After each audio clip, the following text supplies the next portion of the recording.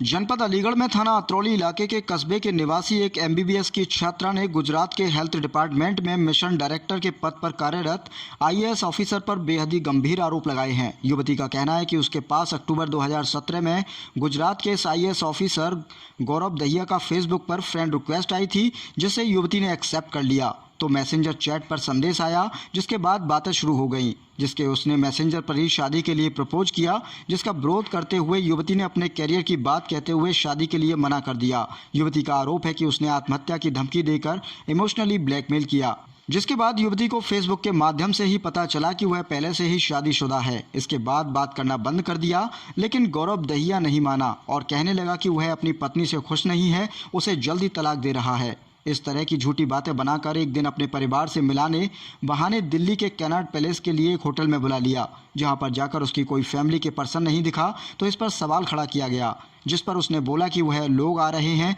और इसी दौरान कोल्ड ड्रिंक में कुछ नशीला पदार्थ मिलाकर दे दिया। युवती का कहना है कि उसे फिर होश नहीं रहा और इसी दौरान उसने उसके साथ शारीरिक संबंध बनाए व अश्लील वीडियो फोटो भी ले लिए, जिनके आधार पर ब्लैकमेल करने लगा कि मैं जल्द ही तलाक ले लूँगा और अब तुम किसी से शादी नहीं कर सकती हो, तुम्हें मेरे साथ ही रहना है। अगर नहीं मानी तो ये वीडियो फोटो वायरल करने की धमकी दी। उसके बाद वहां से चली आई।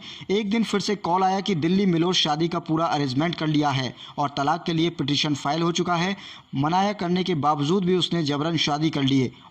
आगे बताया कि उसकी बेटी का जन्म हुआ तो युवती ने अबॉर्शन के लिए कहा, लेकिन उसने ऐसा नहीं करने दिया।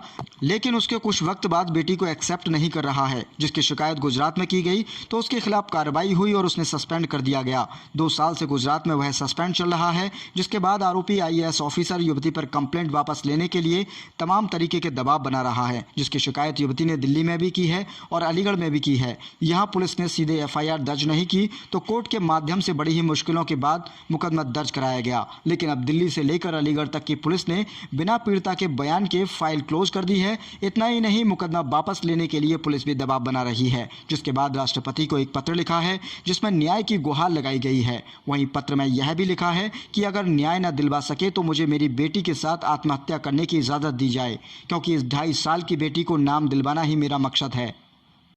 काफ़ी दिन तक बातचीत होती रही हमारी, ऐसे वो मुझे मैसेज करते थे। तो उसके बाद उन्होंने मुझे मैसेंजर पे ही शादी के लिए प्रपोज किया कि मुझे शादी करनी है।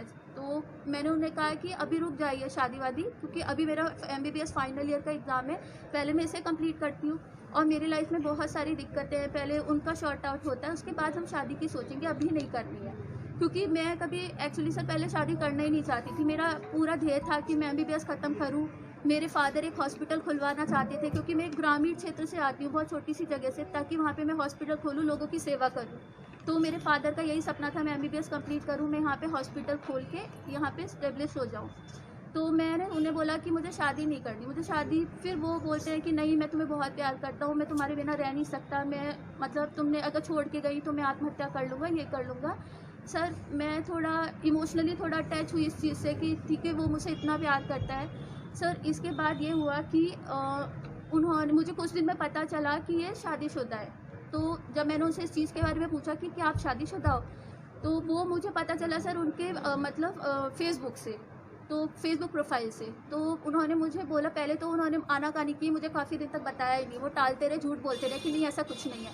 लेकिन जब मैं उनके लगातार इस चीज़ के लिए पीछे पड़ती रही, मैंने उनसे गुस्से में बात करना बंद कर दिया। तो एक दिन उन्होंने एक्सेप्ट कर लिए बात कि हाँ मेरी शादी हो चुकी है, लेकिन मैं डिवोर्स ले रहा हूँ क्योंकि मेरे रिलेशन ठीक नहीं है, उन्होंने मुझे ऐसे बोला। ठीक, उसके बाद इन्होंने मुझसे 24 फरवरी 2018 को तिरुपति बालाजी में ब्लैकमेल करके, प्रेशराइज करके इन्होंने मुझसे शादी की।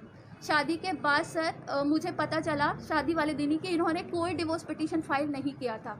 मैंने काफ़ी इनको रोना पीटना मचाया, मैंने कहा कि मैं अब चली जाऊंगी, मैं कभी वापस नहीं रहूंगी। तो इन्होंने कहा कि तुम कहीं नहीं जाओगी, तुम मेरी पत्नी हो और मैंने तुमसे शादी कर ली है और तुम्हें मेरे साथ ही रहना है, मैं उससे बहुत जल्दी डिवोर्स ले लूँगा। मैं इस डिवोर्स के, ये शादी के फ़ोटो उसको दिखा दूंगा, वो खुद ब खुद डिवोर्स दे देगी, वो मुझे परेशान कर रही है, डिवोर्स नहीं दे रही है। कंप्लेन गुजरात में की। गुजरात में जब मैंने उनकी कंप्लेन की तो गुजरात में कंप्लेन के बाद ये हुआ कि इंक्वायरी कमेटी बैठी, उन्होंने 5 आईएएस की टीम बिठाई जिन्होंने पूरा इंक्वायरी की। उसके बाद उनको सस्पेंड कर दिया गया।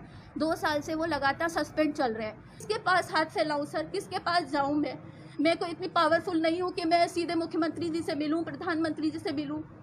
सर मैंने यही सोचा है कि मैं आत्महत्या कर लूंगी, मुझे नहीं न्याय मिला मैं अपनी बच्ची के साथ आत्महत्या कर लूंगी, क्योंकि ये नरक की ज़िंदगी नहीं जी सकती। मुझे मरवाने की 50 बार कोशिश कर चुका है। मेरी बच्ची को किडनैप कराने की धमकी देते हैं कि अगर मैंने कंप्लेंट नहीं की मेरी बच्ची को किडनैप करवा दिया जाएगा, मुझे मरवा दिया जाएगा। मैं एक खौफ की ज़िंदगी जी रही हूँ, इसीलिए मैं अपने घर से दूर कहीं छुप छुप के रह रही हूँ। सर, मेरी ज़िंदगी बदतर कर दी है इतनी कि मुझे समझ में नहीं आ रहा मुझे क्या